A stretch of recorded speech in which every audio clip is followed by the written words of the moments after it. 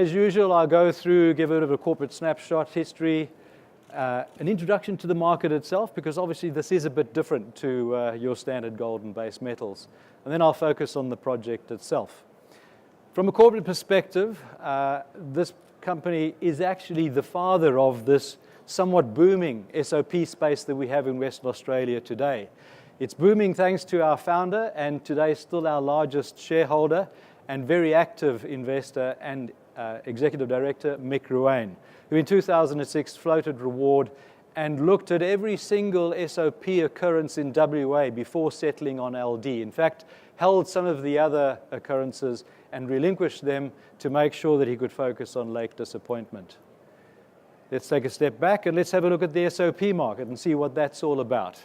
So sulfate of potash, it's a fertilizer, as I said in the beginning. Generally, you get two sources, major sources of potassium in the world for your fertilizers.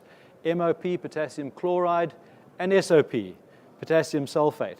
Now, MOP is about 90% of the world's sources of potassium, where SOP is 10%. But there comes a difference in that SOP's current price, and always historically has been substantially higher. In fact, at the moment, whilst you'd be lucky to get about $300 a ton for MOP, you'd be expecting $500 to $600 a ton for SOP. And if you're in the US, closer to $675 a ton. So that's attractive. Secondly, it's the source of potash that's used in the high value crops. So it's a premium fertilizer for the premium citrus, vegetables, and those two. The other crop that you can see there is coffee, obviously close to a lot of our hearts. So very important. Steal a phrase from Jean-Sébastien Jacques, who likes to talk about Rio's business being a value business over a volume business. I like to point out that MOP is a volume business, but SOP is clearly the value business. Fertilizers, it's clear that we need to grow much more food because of the growing world's population. But there's something different about SOP in that because it's the high value crops, bear in mind and remember the statistic, whilst the world's population to 2030 will grow by about 1 billion people, in the same amount of time in lower economies, about 1.8 billion people will move into middle income groups, and they aspire to eat similar food and have a similar diet to what we have here. And those are the crops that require SOP, hence the demand for SOP. Now on to Lake Disappointment, and obviously it gets its name not because of the project, but because of Frank Hahn, who was a prolific explorer, named over 500 different geographic features in Australia. He discovered it after struggling to find water. He goes and discovers a 1,200 square kilometer salt lake. I bet he was seriously disappointed. Luckily, we're not. There's its location, Lake Disappointment. You can see about 300 k's east of Newman. But it is, because of the size of the deposit, what we would like to say an intergenerational deposit or project in the making, because of its scale, its attractive grades, and its location. And with all due respect to the Minister of Mines for Victoria, it is located in one of the greatest mining jurisdictions in the world. What makes it so good? Well, first of all, because it's reliant on evaporation, you need to live or locate your project in a place where you want very high evaporation. It just so happens, accident of birth, accident of geology, Lake Disappointment is in the highest evaporation spot in Australia throughout the year. And in fact, that picture's for the average for the year. It gets a lot worse in the winter months when you're not in that region. The question then is to ask, what impact does grade and evaporation have on the overall economics of a project like a brine SOP project? So let's have a look at the structure of days it takes to crystallize until you actually get a product that you can harvest and put through your plant. So we look at where Lake Disappointment is at. There's its grade converted to a potassium content. There's any one of a number of other potential projects with their typically lower grades in the order of 8 grams per litre SOP in a lower evaporation region, 800 millimeters evaporation difference. And all of a sudden, if you start waiting for the crude potash salts to crystallize in the evaporation ponds, at Lake Disappointment, it would take about 300 days. Still a long time to have your capital tied up without generating any cash flow.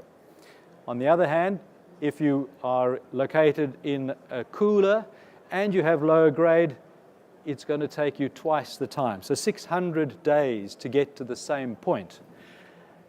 That is material. Why is it material? Well, there are direct cost implications. There's always the grade tonnage implication. That's obvious, is that if you have a lower grade, you need to pump more brine or mine more rock, mine more ore. That's simple. But that also means you need to evaporate more, and that means build bigger evaporation ponds. So already you've got a direct operating cost and a direct capital cost increase to try and cope and cater for producing the same amount. But of course, if those evaporation ponds are located on a salt lake surface, they are not 100% sealed, and so you suffer more seepage, pump more, bigger evaporation ponds. You can see where I'm going here. The cost differential starts to break away from being a linear relationship to actually being somewhat exponential. So we completed a detailed pre-feasibility study earlier this year, and we've been marketing that to numerous strategic partners all over the globe in this industry. In fact, I was at the industry conference last week in Singapore. It's one of the largest in the world, or will be one of the largest in the world, if not the largest. We've done a really accurate job and a conservative job of determining capital and operating costs. Even though they seem high and logistics seem high as well, those costs, operating costs, would put us at the bottom end of the cost curve in the SOP industry. We've used conservative or reasonable assumptions in our economic assessment of that project. Our margins are seriously healthy. In fact, once you're up and running, this is almost a license to print money. The returns are really encouraging, not only for an investor, but also to the state and to the indigenous people, the Martu, as well. I mentioned it's a conservative PFS. First of all, in terms of grade, we use 10 grams per litre, whereas our average grade at surface is 13 grams per litre. We're waiting for a detailed flow model to be able to update that, and that gives us plenty of upside in production, as do the flow rates. Remember, we excavate trenches, and we allow the brine to flow. So you can't just force the brine to flow. It flows naturally. And we've certainly been conservative in how we've assessed that flow rate. Said logistics is a challenge, but it's a challenge that we've addressed with a realistic and deliverable logistics solution thanks to Cube Logistics. So the first 250 Ks of the road is somewhat track and dirt. We had the largest drone survey in the world conducted to make sure that we could get an accurate estimate of the road upgrading costs, and hope we'll be talking to the NAIF about how they can assist us, because there are lots of communities in the area that will benefit from the development of this project, which, as I said, will be an intergenerational project.